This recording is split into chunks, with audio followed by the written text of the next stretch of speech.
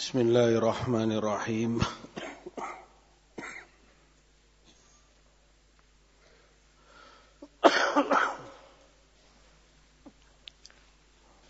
Alhamdulillah wassalatu wassalamu ala Rasulillah wa ala alihi wa sahbihi wa man wala. Amma ba'd. Ikhwati fillah rahimani wa rahimakumullah. Melanjutkan kajian kita Usulul Iman karya Syekhul Islam Al-Imam Muhammad Ibn Abdul Wahhab rahmatullahi alaihi rahmatan wasi'ah. Kita masih pada bab iman birrusul, terkait asal min usulil iman, termasuk pokok-pokok mendasar dalam iman adalah iman kepada para rasul. Terkait itu, iman terhadap rasul, beliau sebutkan bab tahridhuhu ala luzumis sunnah wa targhib fi dhalik wa tarkil bid'ah wa tafarruq wal ikhtilaf wa tahdhir min dhalik. Anjuran Rasulullah SAW kepada umatnya agar mereka terus berpegang teguh, menjaga dan mengamalkan sunnah beliau, ajaran beliau semuanya.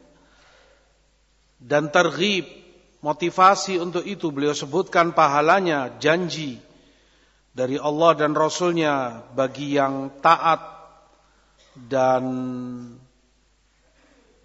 berpegang teguh dengan sunnahnya, terutama saat-saat fitnah di akhir-akhir zaman ketika semakin asing sunnah itu. Wa tarkil bid'ah, juga perintah beliau sallallahu alaihi wasallam agar umatnya meninggalkan segala macam bid'ah yang datangnya bukan dari Rasul, bukan dari contoh ajaran beliau. Wat tafarruq, juga beliau perintahkan untuk umatnya meninggalkan segala bentuk perpecahan, wal ikhtilaf, dan perselisihan dalam agama mereka, dan tahdzir keras, peringatan keras dari Rasul dari semua itu. Wa qaulullahi ta'ala, firman Allah dalam Al-Ahzab 21, laqad kana lakum fi rasulillahi uswatun hasanah liman kana yarjullaha wal yawmal akhir wa dzakarallaha katsira. Sungguh untuk kalian pada diri Rasulullah SAW ada uswah hasanah, contoh suri toladan yang sangat baik. Itu bagi orang yang mengharap Allah, hari akhir, dan banyak berzikir kepada Allah. Juga Allah firmankan dalam Al-An'am 159, innal ladzina farraqu dinahum wa kanu syi'an lasta minhum fi syai'. Sesungguhnya orang yang memecah belah agama mereka, berkelompok-kelompok, kamu wahai Rasul sama sekali bukan dari mereka. Ini Allah memberikan bara'ah, tabri'ah, disucikan Rasulnya dari mereka. Sama sekali beliau bukan dari mereka, karena agama beliau yang Allah turunkan kepada beliau sama sekali tidak mengajarkan, tidak membenarkan adanya perpecahan dan perselisihan. Makanya Allah lepaskan diri Rasulnya dari mereka yang memecah belah agamanya. Lasta minhum fi syai'. Dan uslub semacam ini,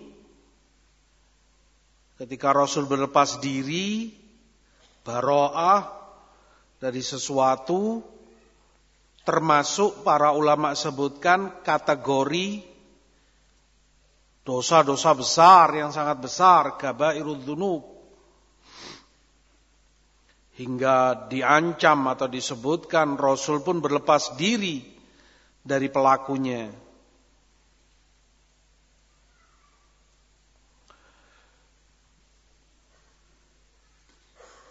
Karena agama beliau memerintahkan dan mengajarkan agar mereka bersatu, bersaudara di atas sunnah beliau sallallahu alaihi wasallam.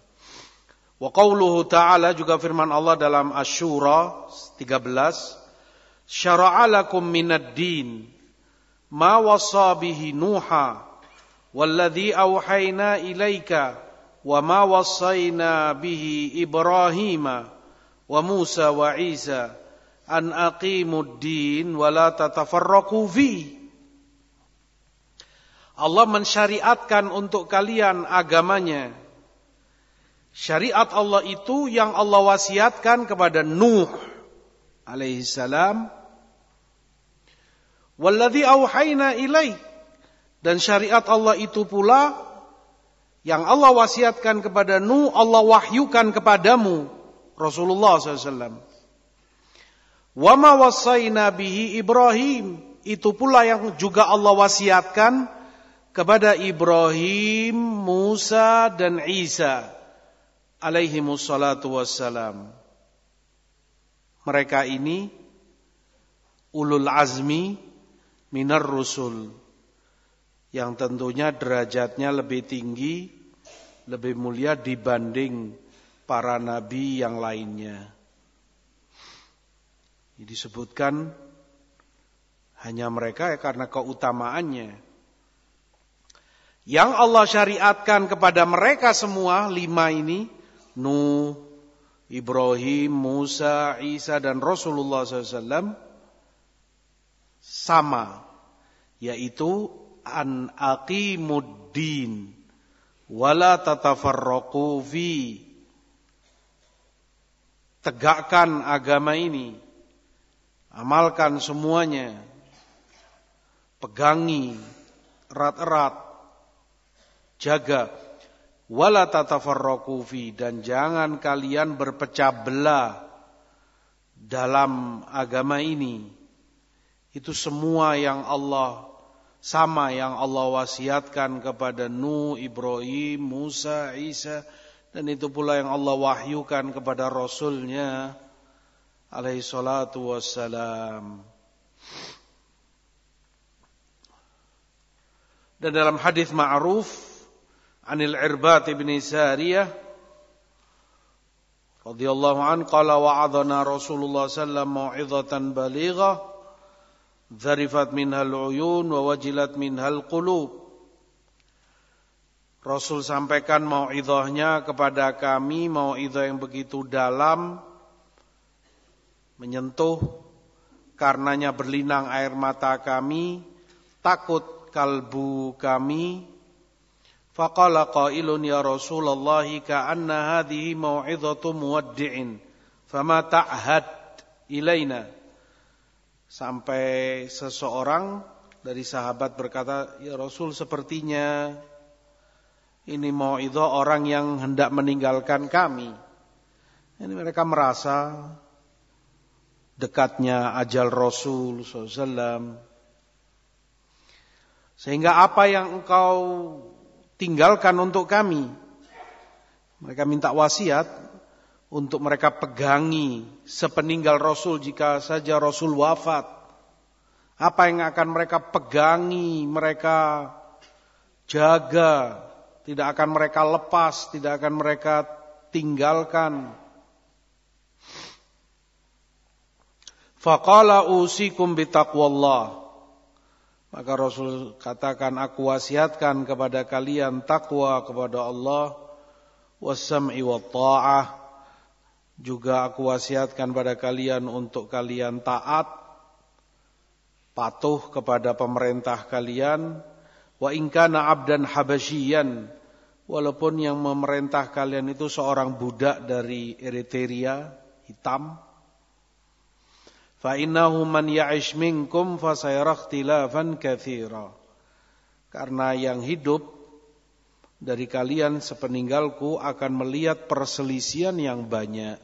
Dan ini wahyu dari Allah. Rasul kabarkan jauh sebelum itu terjadi ke depan.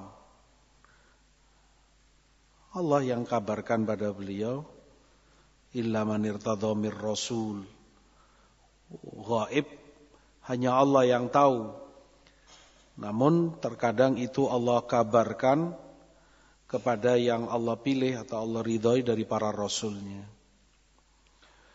Dan terjadi seperti yang beliau sabdakan, banyak perselisihan di umatnya. Seakan mereka hendak bertanya, ketika perselisihan banyak itu terjadi, apa yang harus kami perbuat? Apa wasiatmu untuk kami kalau kami mendapati masa itu? Sebelum mereka bertanya itu pun dari rahmat Rasul, karena beliau kepada umatnya seperti Allah sebutkan bil mu'minin raufur rahim, sangat penyayang. Sebelum mereka tanya sudah Rasul berikan solusinya. Kalau kalian dapati itu fa'alaikum bisunnati wa sunnatil khulafa ar-rasyidin al-mahdiyyin min ba'di. Jaga, amalkan oleh kalian, pegangi sunnahku, sunnah para khulafa ar-rasyidin al-mahdiyyin setelahku. Tamassaku biha, pegangi itu erat-erat oleh kalian. Wa'adhu 'alaiha bin nawajidh, dan gigit dengan gigi geraham kalian, karena menunjukkan tidak akan dilepas, kuat. Wa iyyakum wa muhdatsatil umur, jauhi oleh kalian perkara yang diada-adakan baru. Artinya baru tidak ada di masa Rasul, tidak dikenal oleh para sahabatnya. Fa inna kulla muhdatsatin bid'ah, karena yang demikian bid'ah, wa kullu bid'atin dhalalah, dan setiap bid'ah adalah sesat. Tidak cukup Rasul hanya mewasiatkan sunnahnya, dan ini kebaikan, tetapi juga beliau mengingatkan, mentahdzir dari muhdatsatil umur, dari bid'ah yang bertentangan dengan sunnah. Tidak hanya kebaikan yang beliau ajarkan, tapi juga beliau peringatkan dari bid'ah. Perselisihan yang banyak, maka pegangi sunnahku dan seterusnya. Beberapa riwayat ini dibawakan oleh Imam Muhammad bin Abdul Wahhab rahimahullah, ayat, hadis terkait pokok penting dalam iman kepada Rasul sallallahu alaihi wasallam, yaitu al-hadz wa targhib, anjuran sangat, motivasi kuat dari beliau untuk sunnah beliau itu dijaga, dipegangi erat-erat, diamalkan, sekaligus kecaman, larangan keras dari segala bid'ah dan muhdatsatil umur yang berlawanan dengan sunnah Rasul sallallahu alaihi wasallam. Kata Syekhul Islam rahimahullahu taala, dan banyak a'imah sebelum beliau, Barbahari juga sebutkan dalam Syarhus Sunnah, setiap kali bid'ah diamalkan, maka akan tertinggalkan atau mati karenanya sunnah yang semisal itu. Yang seharusnya dia amalkan sunnah di situ, ketika dia amalkan bid'ah, maka sunnah yang ini akhirnya hilang darinya. Makanya sangat bahaya bid'ah tersebut, segala muhdatsat fiddin, maka sangat tegas peringatan Rasul terhadapnya. Dan itu tabiat manusia, Bani Adam. Ketika dia tidak mengambil sesuatu yang manfaat, yang seharusnya itu yang dia ambil sesuatu yang lain, akhirnya tidak ada keinginan, tidak ada hasrat pada dirinya untuk yang manfaat itu. Syekhul Islam contohkan seperti manusia umumnya, kita misalnya, seharusnya ini jam makan makanan yang bergizi, nasi, daging misalnya, kambing atau ayam apa. Dan itu yang bergizi, berguna bagi kita. Saat kemudian, ini enggak dia makan tapi dia ambil yang lain. Dia konsumsi sesuatu yang bahkan enggak ada manfaatnya. Bisa pula bahkan yang madorot bagi kesehatannya. Dia makan, dia minum, sampai dia kenyang. Akhirnya pada waktu yang seharusnya dia makan yang manfaat ini, hilang nafsunya. Gak ada keinginan untuk dihadapannya, padahal kambing bakar misalnya, ayam goreng, dan nafsu sudah gak ada, hilang. Karena sudah kenyang dengan yang tadi, yang tidak ada manfaatnya. Jajan, nyamil atau apa dalam hal makanan. Dicontohkan demikian oleh Syekhul Islam. Sama, ini pun demikian. Ketika orang ambil yang bid'ah, yang itu yang dia lakukan, itu yang dia amalkan, maka sunnah yang seharusnya dia lakukan hilang darinya. Nggak ada kecintaannya terhadap sunnah, tidak ada ghirah, kecemburuannya terhadap sunnah, tidak ada semangatnya terhadap sunnah, hilang. Sudah nggak nafsu dengan sunnah. Itulah bahayanya bid'ah. Makanya Rasul tidak hanya mengingatkan, amalkan sunnahku, pegangi sunnahku, tapi juga di sisi lain, iyyakum wa muhdatsatil umur. Tinggalkan oleh kalian bid'ah, jauhi oleh kalian. Yang ini juga diingatkan, ditahdzir keras oleh Rasulullah sallallahu alaihi wasallam. Sunnah ma'ruf adanya mencakup al-i'tiqad, perkara keyakinan, akidah, termasuk di dalamnya mutaba'atun Nabi, mengikuti dan mentaati Rasulullah sallallahu alaihi wasallam dalam segala ibadahnya. Perintah-perintah beliau, larangannya. Oleh karena itu, sunnah terkadang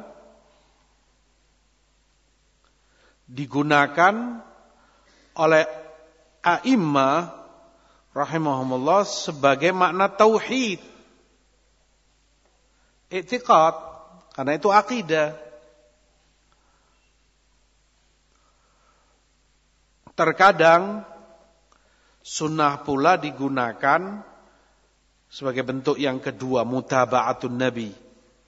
Dalam perintah-perintahnya, larangan-larangan beliau secara detail dan terperinci. Sunnah melarang ini, sunnah mengajarkan ini perkara-perkara furu' dalam ibadah, dalam akhlak, dalam muamalah. Semua itu digunakan lafadz sunnah ma'ruf di lisan para ulama salaf. Berarti ini mencakup keseluruhannya karena mutlak. Sunnah, perintah untuk berpegang teguh dengan sunnah, mengamalkannya, menjaganya, gigitnya dengan geraham. Berarti sunnah yang akidah maupun juga sunnah yang ibadah atau muamalah, akhlak, semuanya diperintahkan untuk itu dipegang teguh dan diamalkan sangat. Artinya masail, permasalahan ilmiah, ataupun itu permasalahan amaliyah. Wajib untuk setiap muslim, muslimah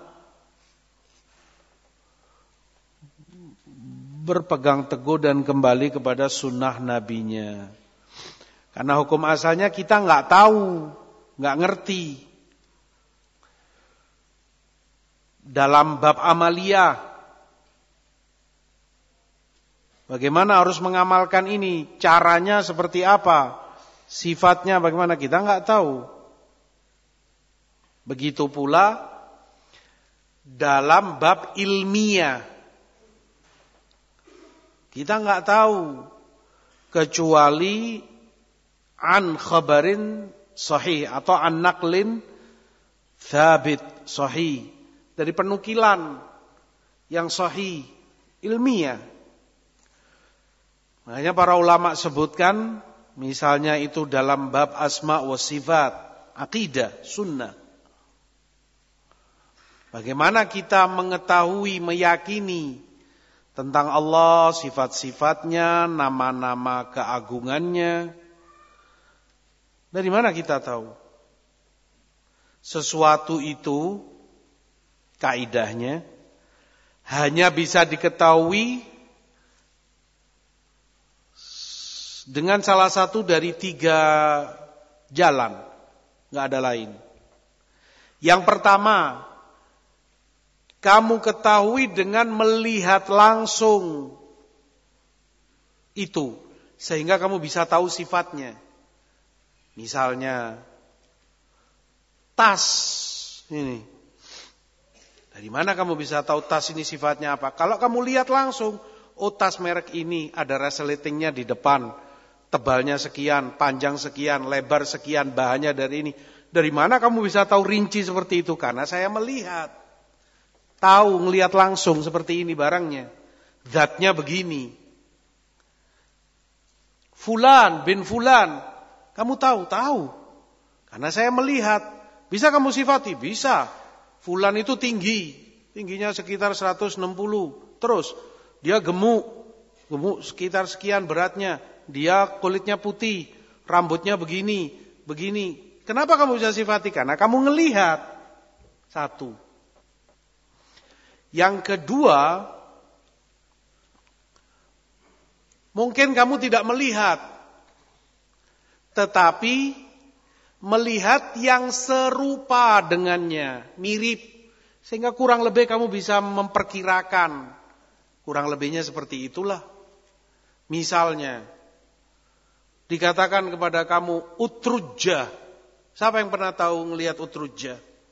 Yang Rasul katakan, yang mukmin membaca Quran itu seperti utrujjah, baunya wangi, rasanya pun nikmat, enak. Utrujjah, baru dengar di telinga. Seperti apa utrujjah itu? Ngelihat pun nggak pernah, tapi bisa dibayangkan, digambarkan. Utrujjah itu ya akhi, seperti jeruk lemon. Begini, kamu jeruk lemon pernah ngelihat? Berarti kamu bisa menduga-duga, bisa memperkirakan. Oh, berarti bentuknya lonjong, kulitnya kasar, begini-begini, rasanya kecut, manis, ini segar seperti jeruk nipis.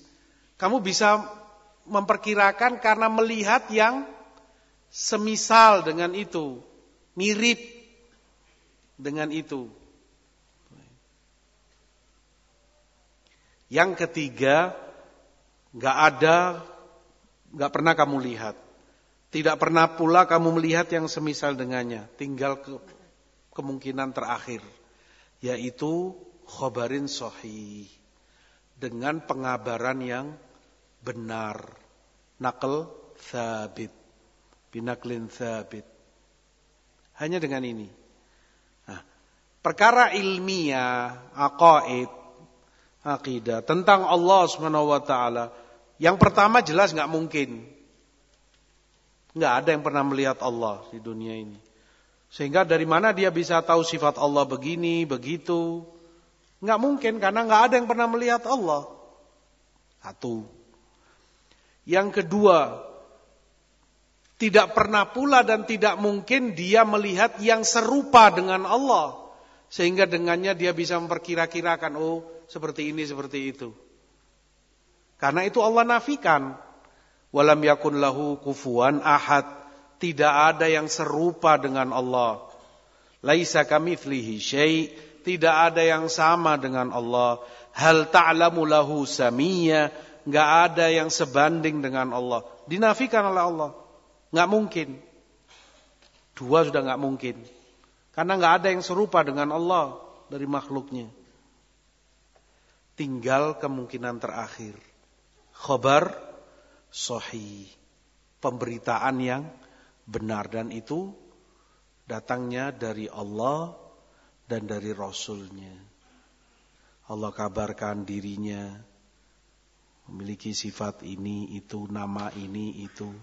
Rasul kabarkan bahwa Allah berbuat begini, berbuat itu.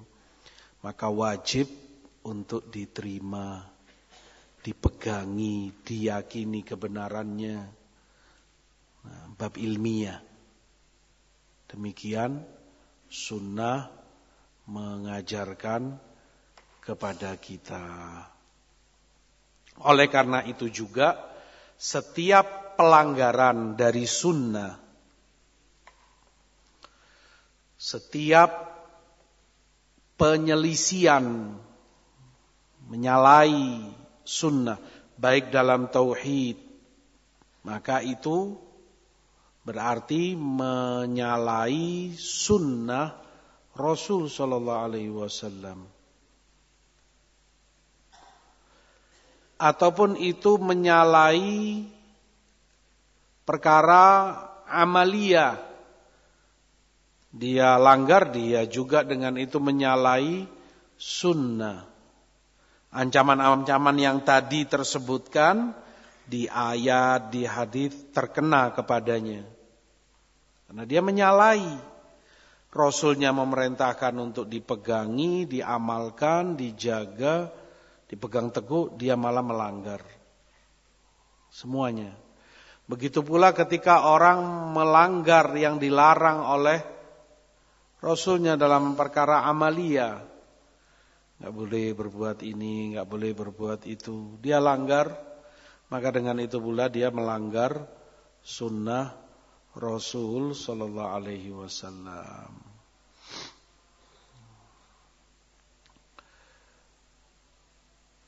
Dengan ini kita ketahui perkataan Imam Muhammad tahridhuhu ala luzumis sunnah, anjuran kuat, motivasi dari Rasul kepada umatnya untuk berpegang teguh terhadap sunnah, mencakup sunnah yang mana? Yang mana? Ilmiah dan amaliyah. Bab tauhid maupun bab amaliyah. Perintah-perintah, larangan-larangan Rasul sallallahu semuanya. Adapun larangan beliau, peringatan beliau dari bid'ah juga sama. Baik itu bid'ah dalam i'tiqadat, dalam masalah keyakinan atau umur ilmiah, ataupun itu bid'ah dalam amaliyah. Sama, sebagaimana sunnah terbagi dua tadi, bid'ah pun masuk kepada dua bagian itu. Oleh karena itu, sunnah para ulama definisikan maka na alaihin nabi au amara bihi fil ilmi wal amal. Sesuatu yang Rasul lakukan, itulah ajaran Rasulullah SAW, atau itu yang beliau perintahkan kepada umatnya, baik dalam perkara ilmiah ataupun amaliyah tadi, bab i'tiqad, ataupun itu masalah fikih, masalah ahkam, perintah, larangan. Bid'ah pun mereka sebutkan ma khalafa tariqatan nabi fil ilmi wal amal, segala yang menyalahi ajaran Rasulullah SAW baik dalam perkara ilmiah ataupun perkara amalia.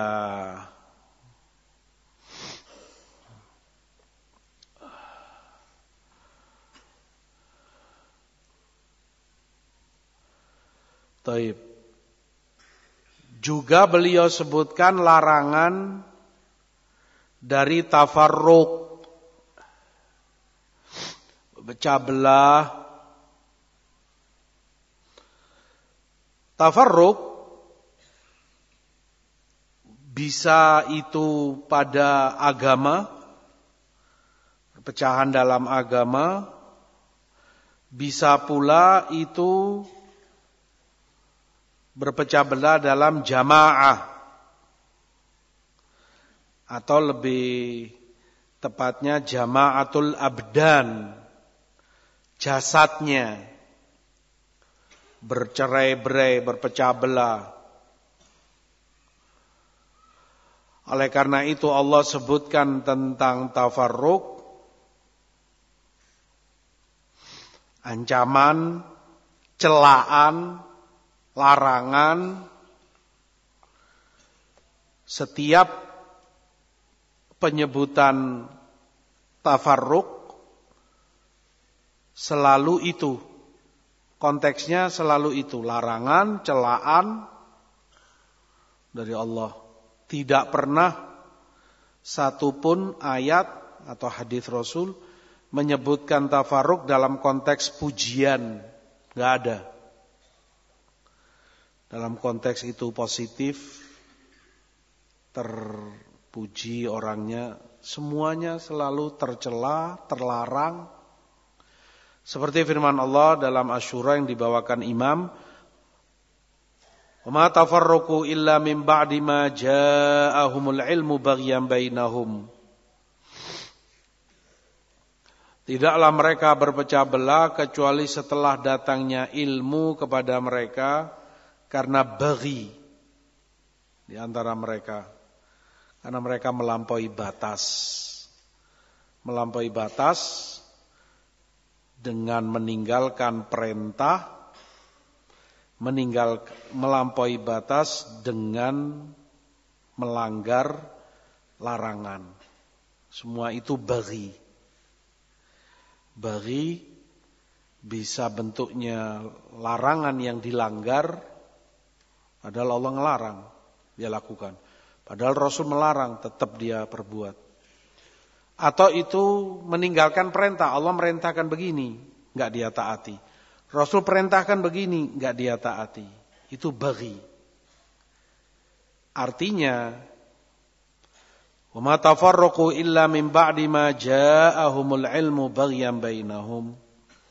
Ayat ini mengajarkan sebab utama umat itu tafarraqu, berpecah belah, bercerai-berai, bermusuhan, berkelompok-kelompok, saling musuh. Pasti sebabnya itu karena ada perintah yang ditinggalkan dalam perkara ilmiah atau amalia, atau larangan yang dilanggar. Ketika itu ada baghi bainahum, terjatuhlah mereka kepada tafarruq, terpecah belah, terjatuh pada sesuatu yang dilarang dan dicela oleh Allah Subhanahu wa ta'ala. Juga tadi dalam An'am telah lalu, wa kanu syi'an lasta minhum fi syai', Allah mensucikan Rasulnya dari mereka, engkau sama sekali bukan dari mereka yang berpecah belah dalam agamanya. Juga dalam An-Nisa 150, yuriduna an yufarriqu bainallahi wa rusulih, mereka menginginkan memecah belah, membedakan antara Allah dan para rasulnya. Maka dengan ini tafarruq lawan daripada al-jamaah yang diperintahkan oleh Rasulullah SAW. Karenanya para a'immah menyebutkan tafarruq ini kelaziman daripada bid'ah. Bagian bainahum tadi. Kelaziman. Konsekuensinya kalau orang sudah melakukan muhdatsatil umur wal ibtida' fi dinillah, pasti mereka akan tafarruq. Akan terpecah belah, permusuhan, dengki, perseteruan satu dengan yang lain. Nah, baik itu kebid'ahan yang kufriyah ataupun yang di bawah itu, yakni yang mufassiqah, kebid'ahannya tidak sampai pada tingkat kekufuran, sama. Konsekuensinya, lazimnya adalah tafarruq. Oleh karenanya pula setiap bid'ah adalah furqah. Setiap furqah pasti membawa ikhtilaf, perselisihan. Maka tidak akan bisa satu kalbunya, tidak akan bisa jinak jiwanya satu dengan yang lain, liar. Layaknya binatang liar, kamu tahu kuda kalau liar bagaimana, banteng. Liar, didekati orang gak mau, ngelawan, berontak, inginnya lepas. Liar. Tapi kalau jinak, manja kudanya, malah kepalanya pun dikasihkan ke tubuhmu, kamu naiki dia, dia pun tenang, ngantarkan kamu kemana kamu mau, jinak. Tapi dengan furqah, perpecahan, perselisihan, orang akan liar satu dengan yang lainnya. Wal'iyadzubillah. Dan bukan untuk itu agama Allah diturunkan. Bukan untuk itu Quranul Karim diwahyukan kepada Rasulnya. Bukan untuk itu pula Rasulnya diutus oleh Allah SWT. Setiap kali ada yang semacam itu, ada liar jiwanya dengan jiwa yang satunya. Kalbunya tidak bisa bersatu, tidak ada kasih sayang, tidak ada cinta, tidak ada hormat, tidak ada memuliakan. Yang ada adalah kebencian, yang ada adalah permusuhan, yang ada adalah perseteruan. Ketahui berarti ada kesalahan besar. Ada baghyan bainahum. Pada dirimu ada baghi. Koreksilah. Apa yang menjadi kesalahanmu sehingga jatuh dalam tafarruq semacam itu. Karena agama Allah mencela yang demikian, melarang.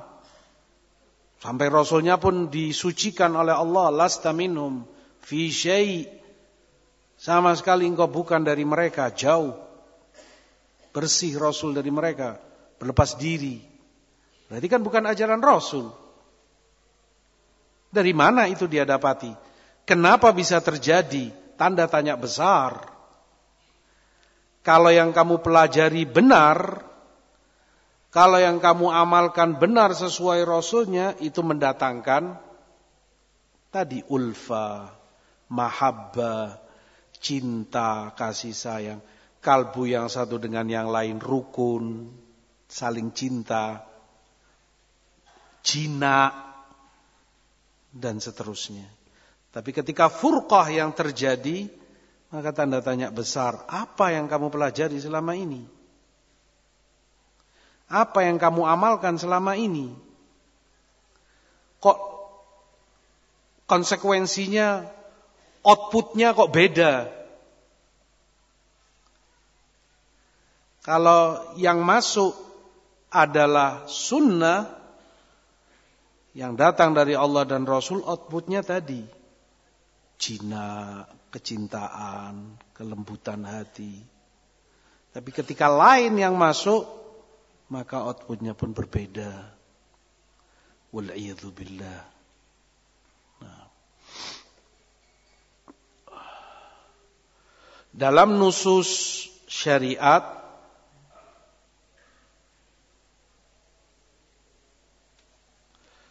luzumus sunnah, ketika orang berpegang dan ngamalkan sunnah dia jaga, itu erat kaitannya dengan luzumul jamaah,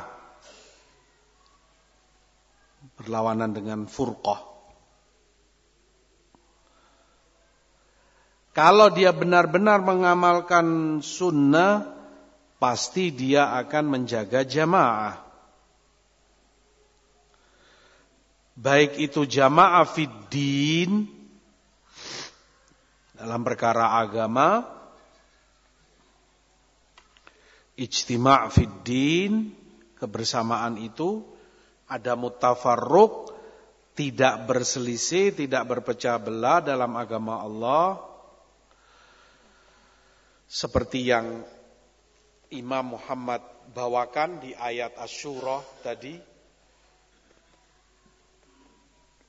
Wa ma tafarraqu illa min ba'di ma ja'ahumul ilm baghyan bainahum. Atau demikian pula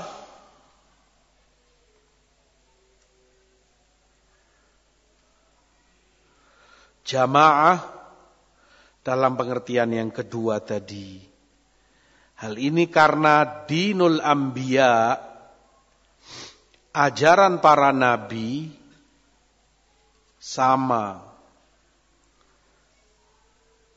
satu bagaikan anak dari satu bapak, walaupun ibunya beda-beda, seperti yang Rasul katakan, nahnu ma'asyiral anbiya ikhwatun li'allat, abuna wahid wa ummahatuna syatta. Kami para nabi itu saudara sebapak, ikhwah li'allat. Bapak kami satu, ibu kami banyak. Artinya dinuna wahid wa syara'i'una syatta. Layaknya kalau itu saudara sebapak, kan sama nisbatnya. Mungkin satu bapak ini nikah 10 kali, mungkin lebih. Tapi anaknya semua kamu tanya, kamu siapa? Saya Ahmad. Ahmad bin siapa? Ahmad bin Ali. Saya nama bapaknya Ali misalnya. Ketemu yang lain saudaranya. Kamu siapa? Saya Z. Z bin siapa? Z bin Ali. Kamu siapa? Abdurrahman. Abdurrahman bin siapa? Abdurrahman bin Ali. Kamu siapa? Fatimah. Fatimah bintu Ali. Ali. Ali. Semuanya kembali ke Ali. Karena bapaknya satu. Walaupun ibunya banyak. Agama para nabi bertemu satu. Walaupun syariatnya berbeda-beda. Rinciannya. Detail syariat mereka. Yang ini begini, yang ini begitu, yang ini nggak boleh begini, ini menghalalkan ini mengharamkan itu. Rinciannya beda-beda. Tapi satu agama mereka sama. Makanya Allah sebutkan tadi, syara'a lakum minad din ma wassa bihi Nuha walladzi auhayna ilaik wa ma wassayna bihi Ibrahim wa Musa wa Isa. Syariat Allah untuk kalian itu yang Allah wasiatkan kepada Nuh, itu yang diwahyukan kepada Rasulullah, itu yang diwasiatkan kepada Ibrahim, Musa dan Isa. Sama agama mereka semua, yaitu an aqimuddin, tujuan utama, misi nomor 1 dari agama dakwah para nabi ini. Aqimuddin, tegakkan agama Allah, amalkan, pegangi. Wala tatafarraqu fi, Jangan kalian berpecah belah.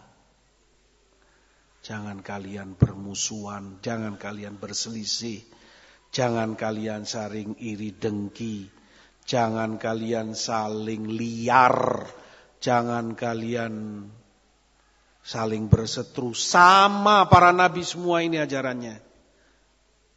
Porosnya ke sini. Rinciannya tadi beda-beda. Ketemunya di sini. Nggak ada nabi yang membenarkan perpecahan.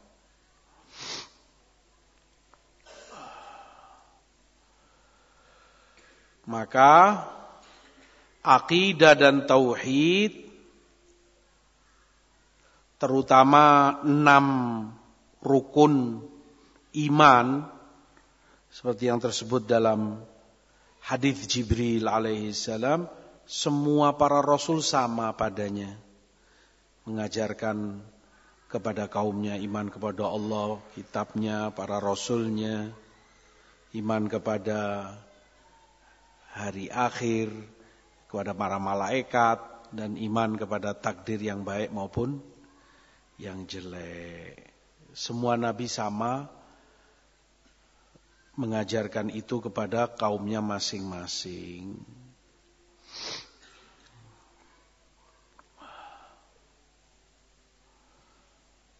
Yang jelas dalam nusus yang dibawakan oleh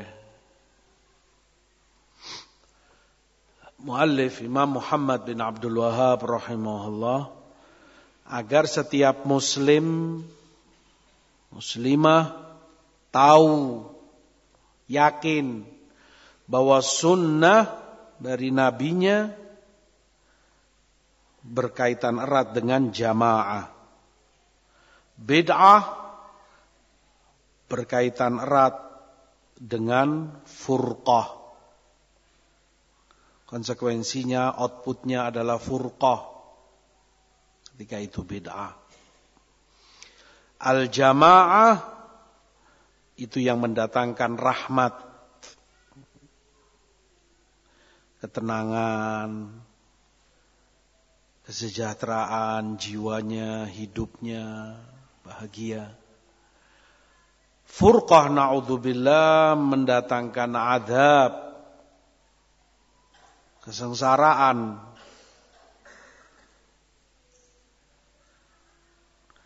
Setiap umat, kalau kamu amati, tidaklah terjadi perpecahan jasad. Perpecahan jasad tadi liar, perpecahan jasad, nggak bisa deket, nggak mau ngelihat aja, melengos, ngelihat aja, muram wajahnya, perpecahan badan, perpecahan jasad, nggak mau dekat, nggak ada rahmatnya. Tidaklah mereka terjatuh ke sana kecuali pasti terjadi perpecahan dalam ilmu mereka, ilmiahnya. Artinya mereka menyalahi, ada yang dilanggar, ada bagian bainahum, ada perintah yang ditinggalkan, sunnah. Ada larangan yang dilanggar, dan itu pasti. Terjadilah perpecahan jasad.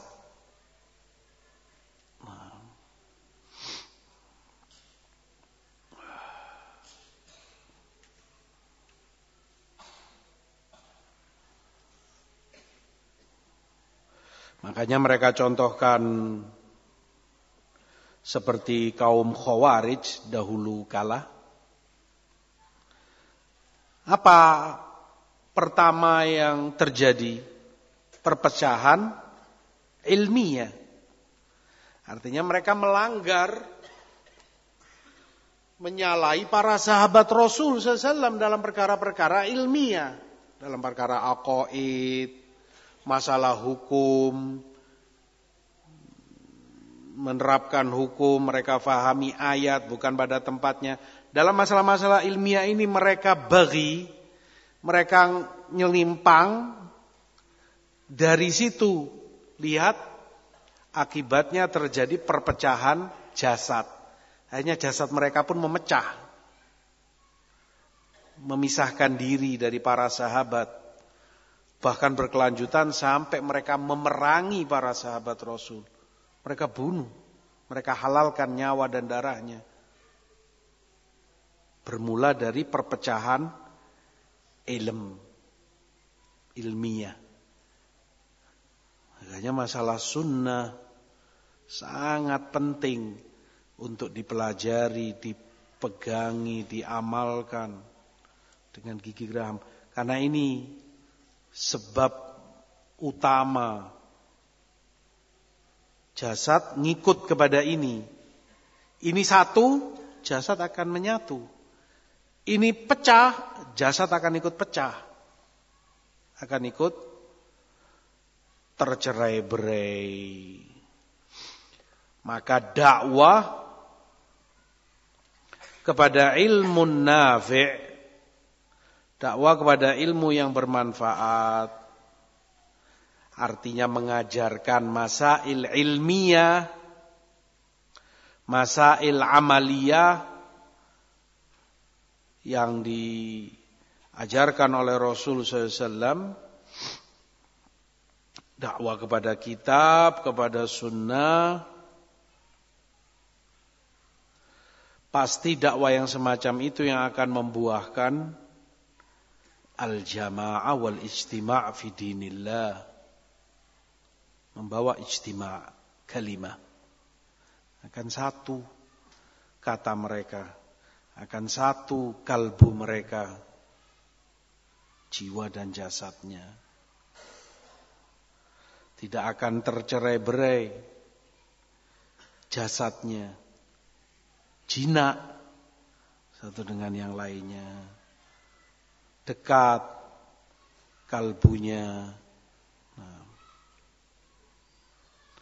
Terjadi fitnah, terjadi perselisihan, ya karena ketika mereka menyalahi dan meninggalkan sunnah ilmiah atau juga sunnah amaliyah, ilmu yang na'udzubillah la yanfa', ilmu la yanfa', ilmu memang tapi la yanfa', karena tidak membuahkan yang seharusnya pada orangnya. Outputnya kok jauh, kok nggak sama. Berarti ilmu itu ilmu la yanfa', tidak bermanfaat bagi dirinya. Terbukti jasadnya pecah, kalbunya tidak menyatu, liar jasadnya dengan satu dengan yang lainnya. Maka ilmumu saat itu wal'iyadzu billah ma'adallah ilmun la yanfa', bukan ilmu yang bermanfaat, yang disanjung dan dimuliakan oleh Allah dan Rasulnya sallallahu alaihi wasallam. Kelanjutannya insyaallah untuk pertemuan depan. Wallahu a'lam wa sallallahu ala Muhammad waffaqallahu al-jami' lima yuhibbu wa yarda walhamdulillahi rabbil alamin.